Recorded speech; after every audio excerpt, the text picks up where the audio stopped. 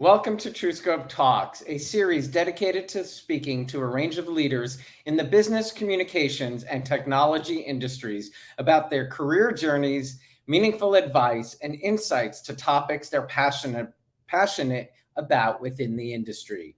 I'm your host, Alan Locker. Today, I'll be speaking with entrepreneur, global health activist, author, and great friend, Donato Tramuto. Donato has launched 2 successful startups and is widely recognized for his commitment to social change and transformational leadership in healthcare innovation. He's also recently launched his second book, The Double Bottom Line: How Compassionate Leaders Captivate Hearts and Deliver Results, which we'll talk about shortly. I really am so excited to welcome Donato Tramuto to Truescope Talks. Thank you very much. Thank you. Thank you for being here. Our first guest in this format. I couldn't think of a better one. Oh, wow. The pressure is on. No pressure. No pressure. We're just gonna talk. But I just thought before we dive in, I would share a little about our connection, which we really just figured out. Donato and I met a few months back through actually Truescope. And we realized we had a deep connection to 9/11. And for those that may not know, Donato was supposed to be on United Flight 175 with 3 friends traveling back to Los Angeles. And at last minute, his plans changed, and we all know the rest. Donato and I share a connection to those 3 beautiful friends that we lost on 9/11. And it took us by right, Donato, an incredible surprise that 21 years later, you and I met, having known Dan and Ron, and I was lucky to meet just their son briefly, David. But I'm lucky. I feel really blessed that I would say they brought us together. Well, thank you for sharing that. And, I think I share this with you. I don't know why this particular year I have felt more pain with the incident, and it wasn't so much that I was planning to join them. And as you know, I changed my plans the day before because of a toothache.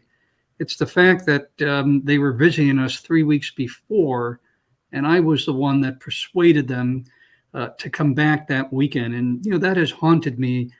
But I have to be honest with you that this connection, I believe that they had influence in it, because just connecting with you and being able to hear your wonderful stories of Dan and Ron and little David has meant so much to me. Because as time has elapsed, there's a few people that I still stay in contact, their families, of course, and Dan's best friend, Brandon.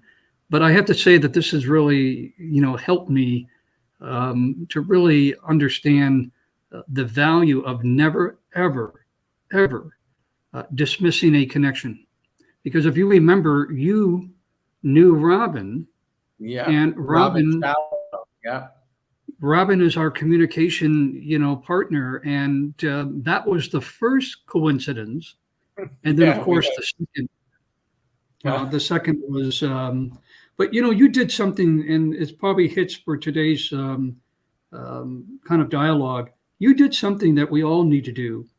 Is, if you recall, I kept on talking about how important stories are.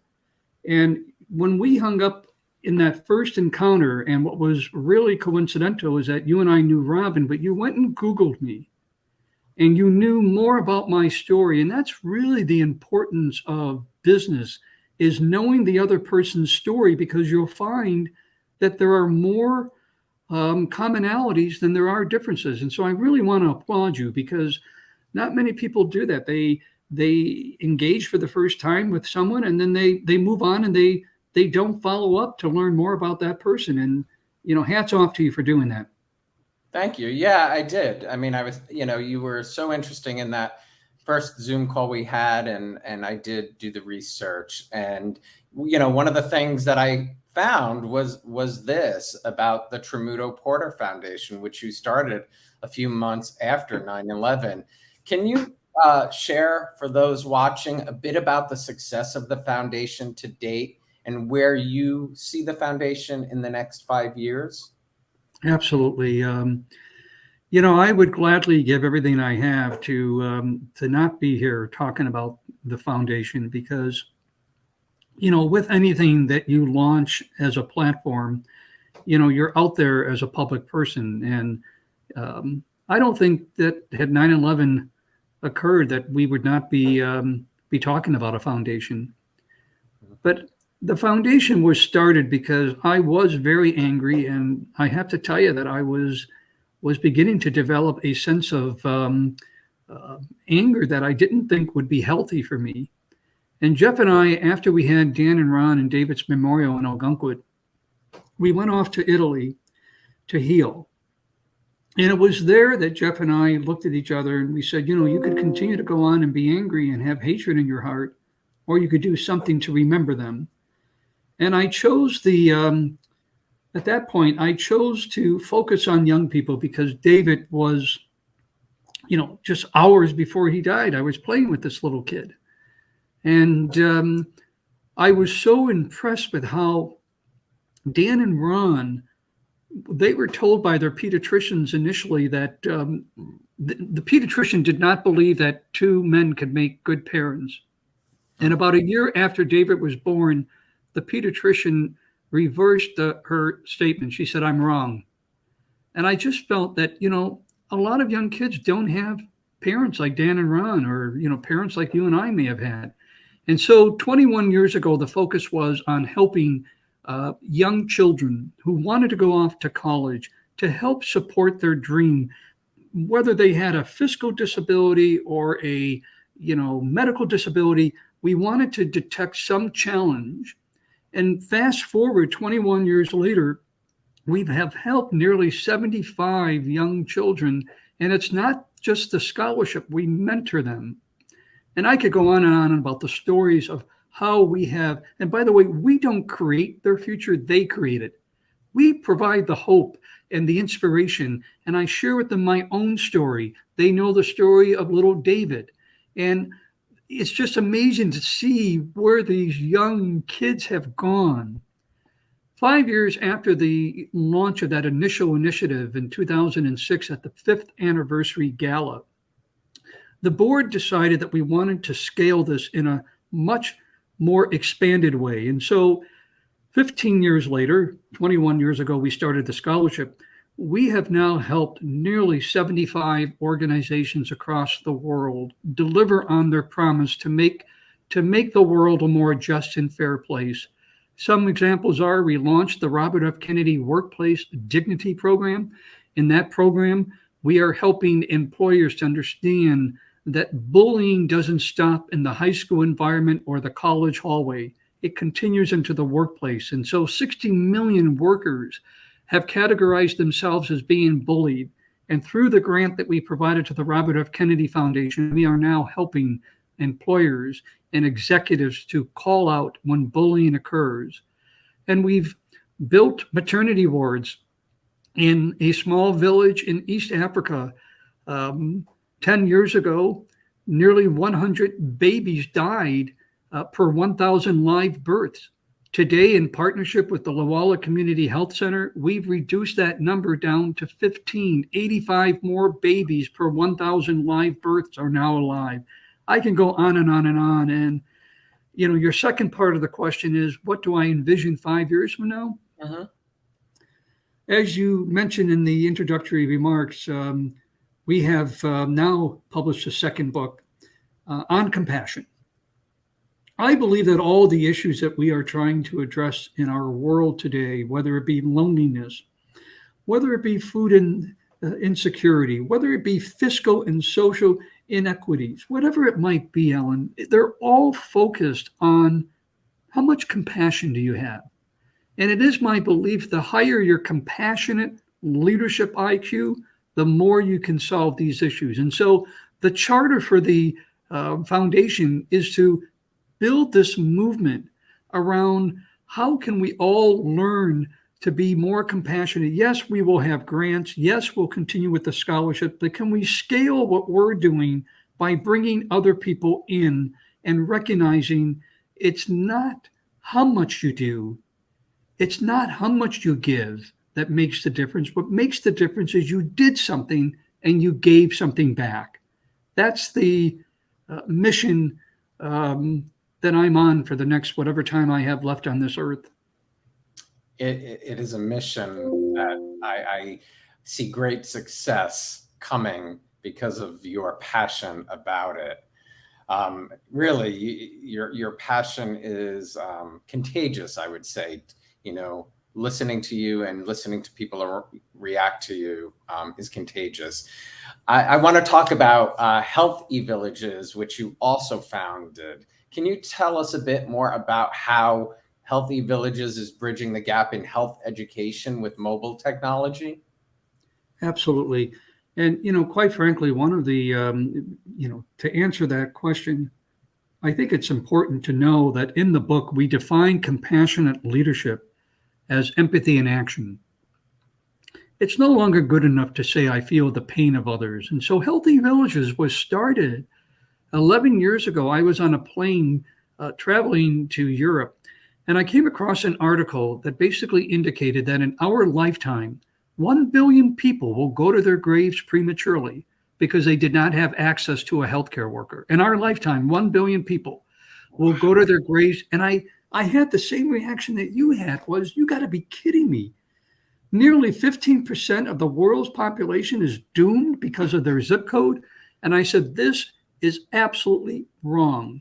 And so I started to organize a task force around it. And everybody was telling me, Donato, it's not our problem. And I said, I disagree. Article 25 of the Declaration of Human Rights states that healthcare is a basic right for every single person. And when one person doesn't have access, we have violated that right. And so was born Healthy Villages. We donated to Healthy Villages. At that time, I was one of the founders of Physicians Interactive, and we had a medical app.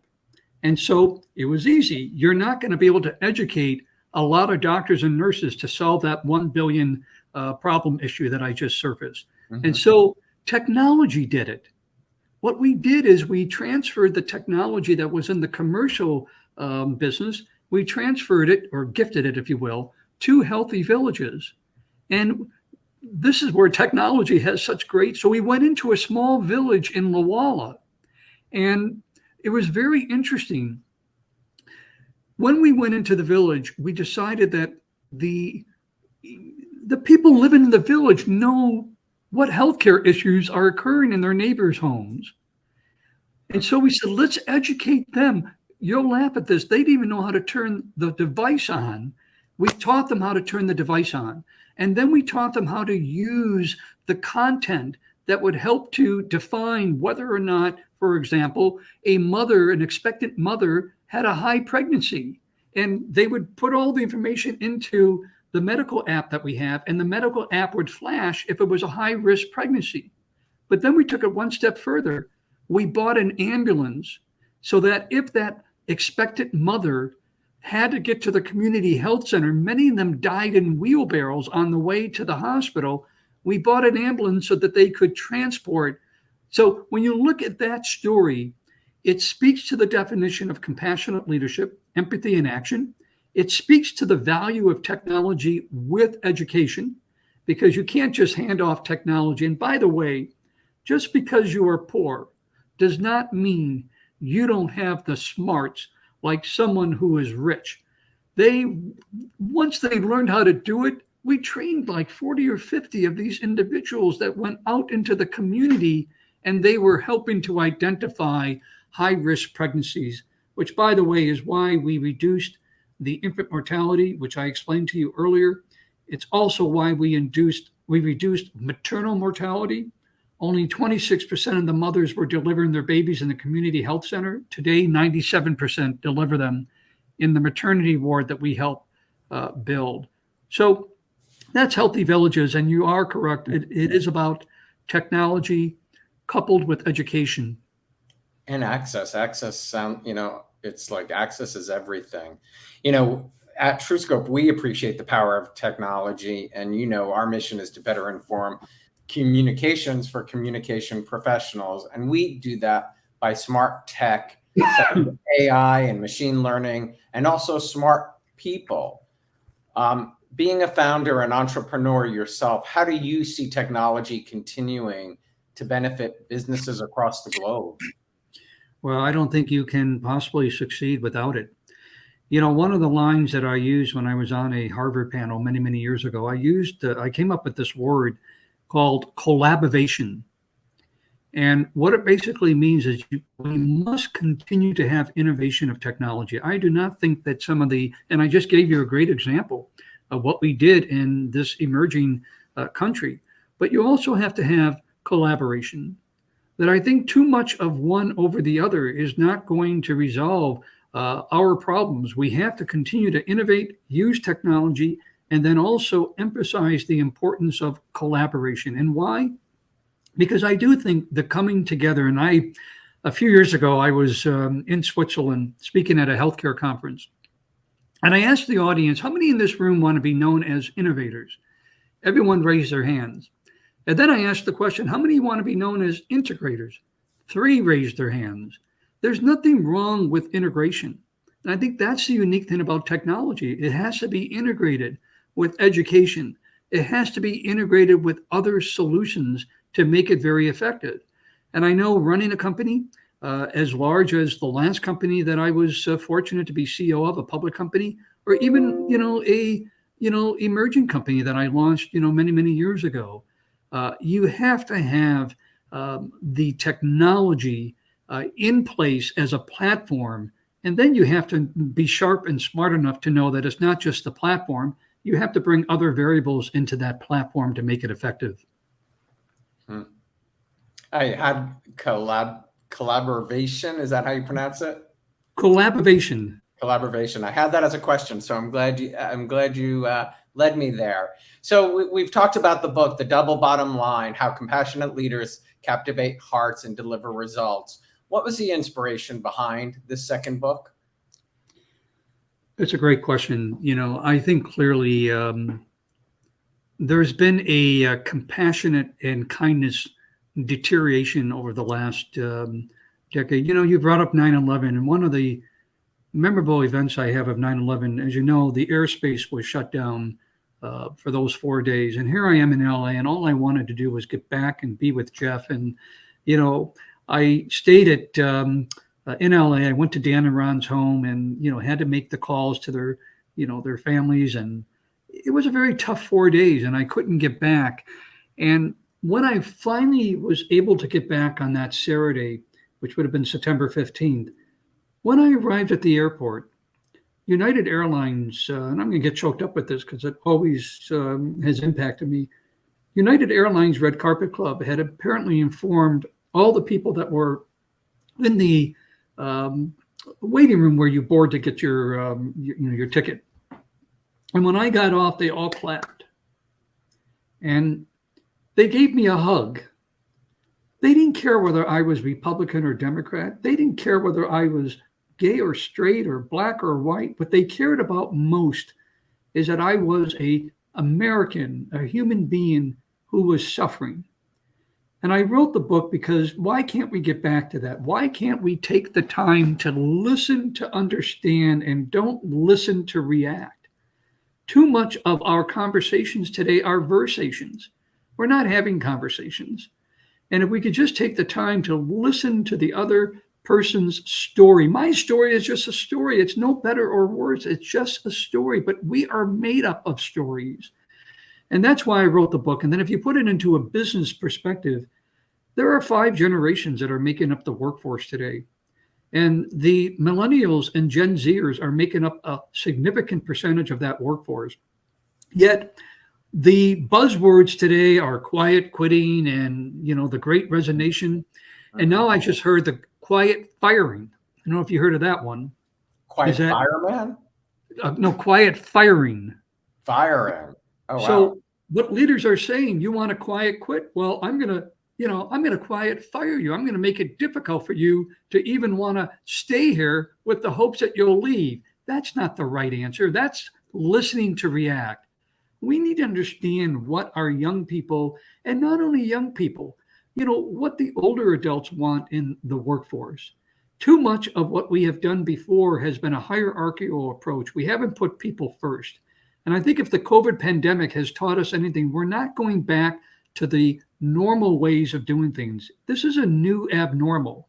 And so the book wasn't according to Donato. I interviewed nearly 41 world leaders. And my hope is that when people read the book, they'll begin to understand how you can lead with compassion. And guess what? If it's not in the book, I hope they develop their own and they'll let me know what that is.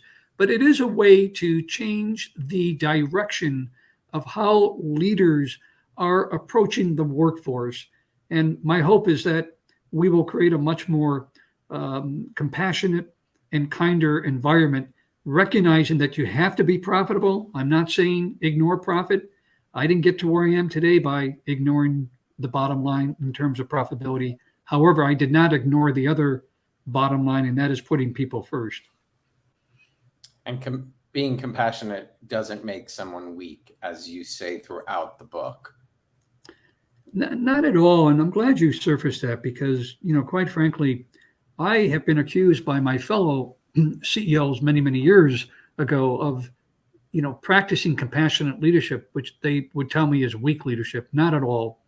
We introduce a concept in the book, which is called the 3 T's. Mm-hmm. And the 3 T's really dismisses you're going down that path of weak leadership. The first T is start off with tenderness, get to know the person, get to understand their story and their desires. That will get you to the second T, which is trust. And then you can be tenacious, which is the third T. Too often we start with the third T, and that is tenacity. And then we go around with the pooper scooper because we're trying to get the trust. You're not going to get the trust. Just like when we meet, new friends or we've met our partners, we got to know them. We got to understand their stories, and then you got the trust. And so, and by the way, the 3 T's seems to be what has garnered the attention of a lot of the major book reviewers. For whatever reason, they find that has helped to dismiss the notion that compassionate leadership is weak leadership. Interesting. So earlier, while we were talking, you said it makes no difference how much you give. What makes the difference is you gave. It makes no difference how much you do. What makes the difference is you did something. And I know you, Donato, are deeply committed to creating a better, more compassionate world and compassionate leaders. What would you say are the qualities, traits leaders require for themselves to embrace becoming a more compassionate leader? I think there are several. I think you have to start with compassion for yourself. And that was the one question that threw off every contributor that we interviewed is how do you show yourself compassion? The second is you have to be committed to being constantly in a learning phase. Every night when I go to bed, you can ask Jeff, I reflect on what I could have done better in the day.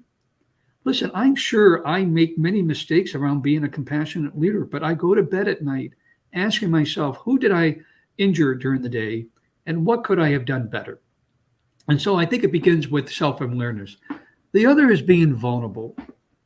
For many, many years, I have to be perfectly upfront with you. As a CEO, I kept my personal life to myself. I did not share about my hearing loss. I didn't share about failing the 5th grade. I didn't even share about my wonderful partner, Jeff. And it wasn't until 2014 when I was receiving the Robert F. Kennedy Human Rights Award, along with Hillary Clinton and Robert De Niro. And Hillary spoke before me. And as she was speaking, I said to myself, you're about ready to give a speech, accept a Human Rights Award, and you're not going to announce Jeff? And none of my employees had known it. I used to hide Jeff in the equation. So when I got up there on the stage, I motioned to the teleprompter to not move it forward. I wanted to give a call out to Jeff. And I had about 300 to 400 of my employees among the 2,000 attendees that were in that crowd. When I got off the stage, they ran up to me, and it's kind of a funny story. They said to me, "Thank you for sharing that. You're now more interesting. We thought you were boring." And so my message to any leader is that you're only fooling yourself, as I did for many, many years, by not sharing who you are. And if you want other people to open up, you've got to be willing to share your story. And the last 8 years have been the most revealing. It's been the most, um, how can I say, enjoyable time in my life, that I don't have to hide Jeff anymore. And certainly people could Google and find out about our lives, but I never ever Right. engaged in a discussion about it. And so vulnerability is an enormous um, aspect of being compassionate, because we all live in pain around something that has impacted us. Your story that you shared with me, I still, to this day, I remember it. It's a very touching story about your parents and the whole Holocaust. To me, that was like, gosh, thank you for sharing. And it still has to be painful, yet you're willing to share that part of you. And it just makes for a deeper connection, and it makes for a more compassionate approach to people. Well, I've heard you tell the story about, making that speech and how freeing it feels for Mm. yourself today. And I think you could see it in your smile. I know you're inspired by Robert F. Kennedy. How did you become inspired by him? During the period when I lost my hearing and had a profound hearing loss, I entered into an intellectual curiosity that was fueled by reading the books of Robert Kennedy and Martin Luther King. I couldn't hear 100% of what they were saying, but I followed Robert Kennedy's life and how he transformed his life at a time in his life when he lost the most important person in his life, his brother. And what really amazed me by Robert Kennedy is he did not start off as a civil rights leader, but he died as a civil rights leader. That he understood the importance.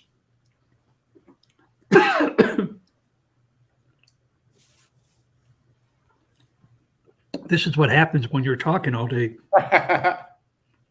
He understood the importance of self awareness and of transforming your life. And watching him and reading about his visit to the Mississippi Delta, when he saw poverty in a way that he just couldn't express in words, and his appearing before the Senate and passionately saying this has to change, was really uplifting to me.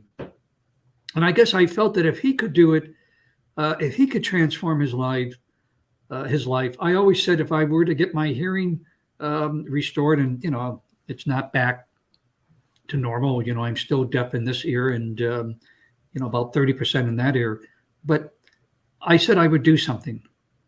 And, I think that's how I developed my own compassionate sense of, it's funny, when I went back after we wrote the book, you go back and you read it several times to make sure that, there are venues that really do define your commitment to compassionate leadership. And I have to tell you, I was really warned by the notion that the majority of time I did something when I saw something wrong. And my brothers and sisters have shared this with me. They said, even when you were struggling with a hearing loss and you failed the fifth grade, you always seemed to be the one that wanted to help the family. My brother died in a car accident when he was 23. And, that was 1968. So I was 4 years into my hearing loss. But I even forgot about it. They said, you wrote mom and dad a note. And you said,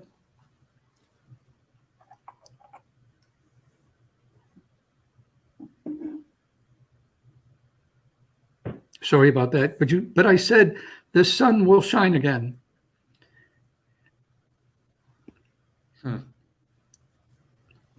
My older brother just said, you don't know how that helped them. And so, um, If someone watching, because you talked about reading Robert F. Kennedy and Martin Luther, if there was one book you would want somebody who's watching us right now to read, which one would you pick? Oh God, of either Dr. King or Martin or Yeah, Robbie since Kennedy. you mentioned those two, I would say.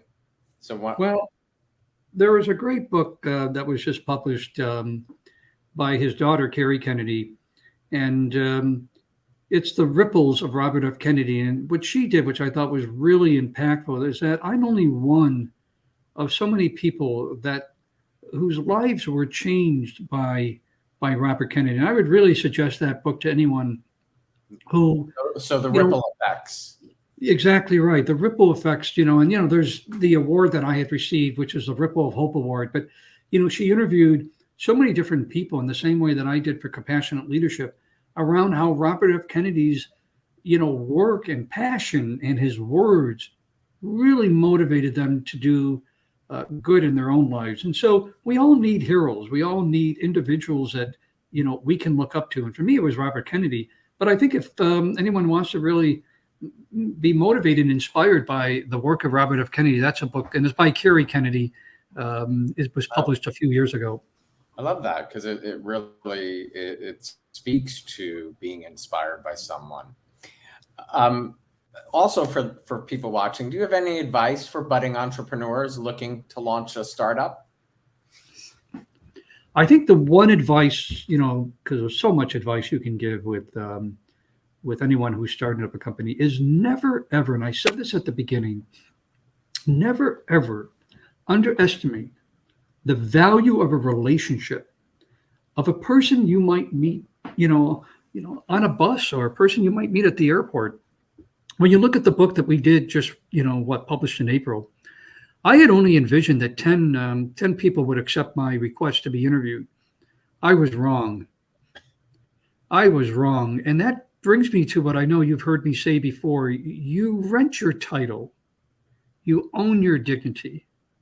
And as an entrepreneur, I always ask myself, what do I want people to say about me 3 to 4 years after this company has taken off? And there's a lot of things you have to manage as an entrepreneur. You're the CFO, you're the CEO, you're the chief marketing officer. And so there is going to be tendencies sometimes where you're going to forget about the people. And when you forget about the people, you then forget about the mission and you forget about where you want to take this company. And so have the passion. You need the passion. The other thing I would say is be like a postage stamp. Stick to one thing until you get there. Many people will try to divert you into other areas. I always stayed the course and listened to people and developed deep relationships with the people that I, quite frankly, made my career successful. It wasn't Donato that made the career successful. It was the people, and right down to anybody who knows me knows that. Right down to the person who was sweeping the floor, I knew that person. I thanked them for coming in, and so don't ever put yourself on a high horse and think that because you're the entrepreneur and you came up with the idea that you can run it all alone. You can't. Takes a village. Takes a village. What do you enjoy to do in your downtime? Well, Jeff and I, we love our lake home, and so in the summertime you'll find us on the lake, and we enjoy Italy. Italy, as you heard, perhaps because it brought so much comfort to me when Dan and Ron and David passed away. It still brings me comfort. And so we do spend, every year 3 or 4 months in Italy, and then in the summer times at the lake. And those are, I'm not, it's funny because I know a lot of people will say, "Gosh, I play baseball," or "Why don't you play tennis?" I just enjoy the time that Jeff and I have together because for many years I traveled during the week and I never saw Jeff, other than maybe a Friday and Saturday night. And so now that we have so much time together, we really do enjoy one another's company. And, there are times when we just, will be on the boat reading. But that's what really brings me satisfaction. Donato, thank you so much for spending this time with us for Truescope Talks. Thank you. And I really have to applaud Truescope for doing this. I think that one of the um, areas that I enjoy a lot today, and I wish I would have had this when I was starting out as a business person, is the opportunity to have others just share their stories. I made a lot of mistakes at the beginning part, and I'm sure I made a lot at the end. But being able to have this opportunity to listen to the stories of other people, um, wow, hats off to you for doing that. Thank you. I really agree. Like, it's just so simple that we really can all learn from each other if we just listen. Yep. Yes. It's true. Donato, thank you so much. Thank you. Make it a great day. You too. Thanks, everybody. Thank you for joining us for Truescope Talks. And of course, if you want to learn more about Truescope, please visit truescope.com.